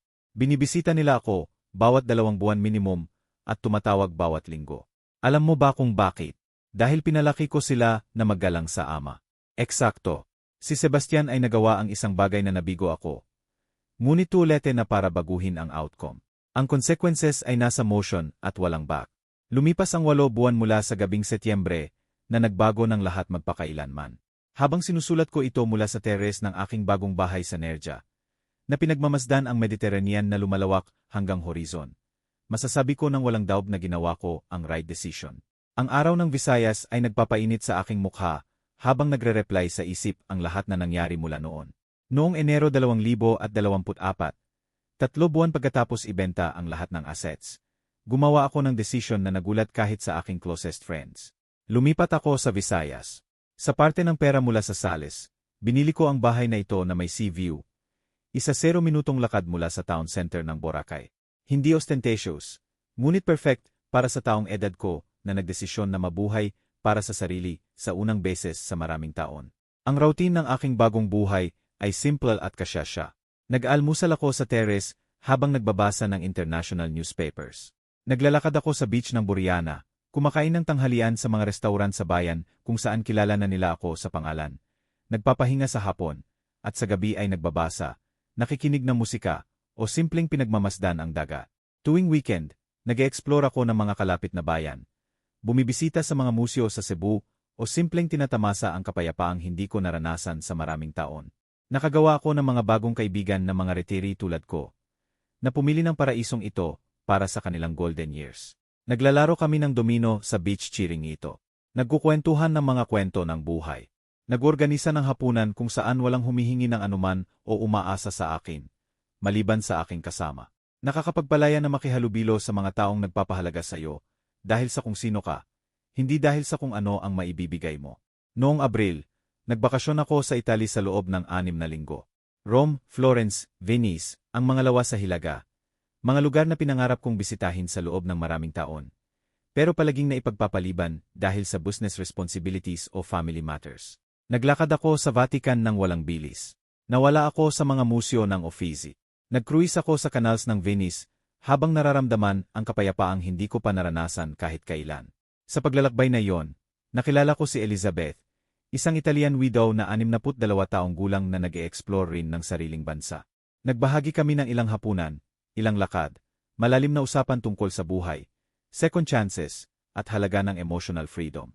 Hindi ito intense romantic relationship, pero mainit at tapat na companionship na nagpatunay sa akin na may puwang pa rin para sa bagong ugnayan sa buhay ko. At ano ang nangyari kay Diego sa mga buwan na ito? Sinusundan ko ang kanyang pagbabago sa pamamagitan ng mutual acquaintances. Hindi kailanman sa direct contact. Ang unang mga buwan ay napakahirap para sa kanya. Halos 4 na buwan bago siya makahanap ng trabaho. Sa wakas, sa isang second-tier law firm, kung saan ang sweldo ay isang fraction lamang ng kinikita niya sa aking kumpanya. Kailangang bumalik ni Patricia sa full-time work sa isang architecture firm, na nagpapaliban ng walang katapusan sa kanilang plano na magkaroon ng anak. Ayon kay Roberto Navarro sa isa sa aming phone conversations, kinailangan ni Diego at Patricia na lumipat sa mas maliit na apartment sa labas ng Manila. Ang kontrast sa buhay na pinlano nila ay brutal. Sa halip na luxury condo sa sentro at economic security bilang heirs ng prosperous company, ngayon ay nakikipaglaban sila tulad ng ordinaryong young couple para lang makaraos sa buwan-buwan. Noong Pebrero, tinawagan ako ni Isabel para sabihin na nagkaroon ng nervous breakdown si Diego. Nawalan siya ng maraming timbang, hindi makatulog, at ayon kay Patricia, palagi niyang pinag-usapan ang pag-aayos ng mga bagay sa akin. Hiniling sa akin ni Isabel na i-contact ko siya. Nabigyan siya ng kahit kaunting pag-asa. Walang pag-asa na ibibigay, Isabel, sagot ko ng matigas. Kailangan ni Diego matutong mabuhay nang hindi umaasa sa akin. Pero nagdurusa siya. Nag-aral siya. Ang pagdurusa minsan ay pedagogical. Wala ka bang guilt? May lungkot ako sa sitwasyon, pero walang guilt sa aking decisions. Si Diego ang lumikha ng sitwasyong ito sa kanyang mga salita at ugali. Binaba ni Isabel ng frustrated. Pero isang buwan pagkatapos ay tumawag ulit siya na may ibang balita. Nagbabago na si Diego. Sabi niya na parang may pagkamangha. Nagsimula na siyang magpa-therapy sa psychologist. Nagtatrabaho siya sa kanyang attitude problems, sa kanyang relasyon sa responsibility. Natutuwa ako para sa kanya. Manuel, naniniwala ako na talagang natutunan niya na ang lesson.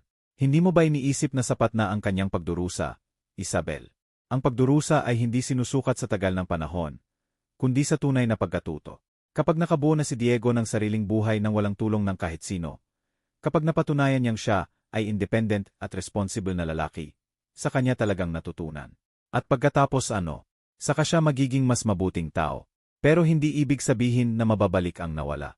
Noong Mayo, nakatanggap ako ng sulat, hindi tawag, Hindi text, kundi handwritten letter sa magandang papel. Galing kay Diego. Tatay, nagsisimula ito. Hindi ako nagsusulat para humingi ng anuman, kundi para ikwento kung ano ang natutunan ko sa mga buwan na ito. Tama ka sa lahat. Ako ay selfish, ungrateful na anak na dinadaan sa granted ang pagmamahal mo. Ginawa ko sa iyo ang bagay na hindi ko kailanman papayagan sa mga magiging anak ko. Ang sulat ay tumagal ng 3 pahina kung saan inanalisa ni Diego ng may brutal honesty ang kanyang mga pagkakamali, arrogance, at systematic lack of respect. Kinilala niya na ang aking reaction ay proporsyonate sa taon ng naipon na pagpapahiya. Na nabuhay siya sa bubble ng privilege nang hindi pinahahalagahan ang mga sakripisyo ko para sa kanya. Hindi ako humihingi ng tawad, isinulat niya sa huling talata. Dahil alam kong ang mga sorry ay hindi nagbubura ng consequences.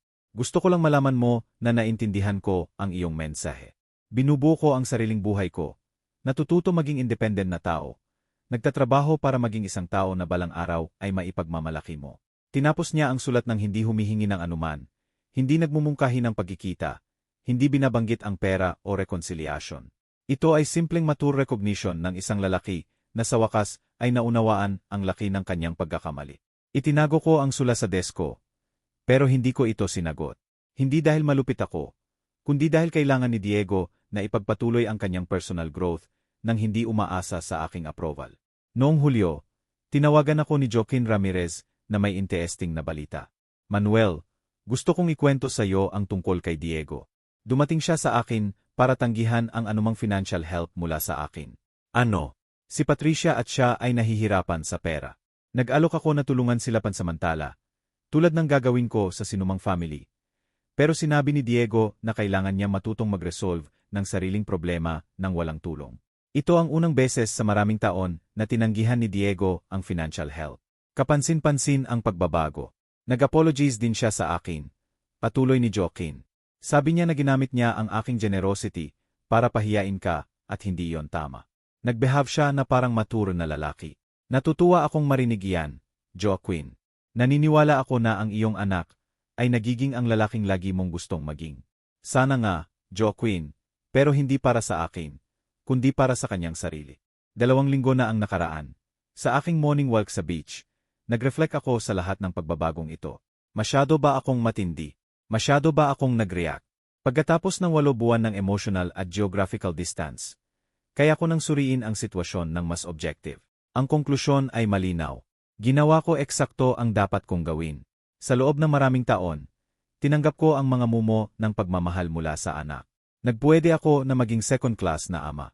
Tinolerete ko ang patuloy na pagpapahiya, habang umaasa na ayusin ng panahon ang relasyon. Pero ang panahon ay hindi nag-aayos ng anuman ng mag-isa. Ang mga tao ay nagbabago lamang kapag ang consequences ng hindi pagbabago ay naging unbearable na. Si Diego ay natututo na maging independent. Responsible na lalaki na pinahahalagahan ang meron siya, sa halip na ituring na granted ang natatangga. Si Patricia ay natututo na ang asawa niya ay maaring mas malakas kaysa sa inakala niya kapag walang safety net. Pareho silang binubuo ang kanilang marriage based sa mutual effort, hindi sa inherited expectations. At ako naman ay nabubuhay sa pinakamasayang yugto ng aking buhay. Magkakaroon ba ulit ako ng relasyon kay Diego balang araw? Possible, pero magiging ibang uri ito, based sa mutual respect, hindi sa filial obligations o patrimonial expectations. Kung magpapatuloy siyang lumago bilang tao, kung mapapatunayan niyang talagang natutunan niya ang mga aral sa mga buwan na ito, marahil ay makakabuo ulit kami ng isang bagay na tunay. Pero hindi ko na kailangan ang relasyong iyon para maging masaya. Natutunan ko na ang kaligayahan ay hindi nakadepende sa mga anak na nagpapasalamat, kundi sa inner peace na nagmumula sa pagkuha ng mga desisyon na consistent sa ating values. Habang lumulubog ang araw sa Mediterranean at naghahanda ko ng hapunan sa kusinang ito kung saan ako lang ang niluluto para sa sarili ko, ngumingiti ako habang iniisip ang ironi ng sitwasyon. Tama si Diego. Ang kanyang tatay ay wala ngang ibinigay kahit isang bulaklak para sa kanyang kasal. Pero ngayon, ang kanyang tatay ay nagbibigay ng bulaklak sa sarili araw-araw. At iyon ay mas nakakapagpasaya kaysa sa inasahan ko noon. Nagsimula ang buhay sa edad na 65. At ito ay maganda. Kung nagustuhan mo ang kwentong ito, ay like ang video, mag-subscribe sa channel, at ibahagi ang iyong saloobin sa comments. Para sa susunod na kwento, i-click ang box sa kaliwa. Salamat sa panonood.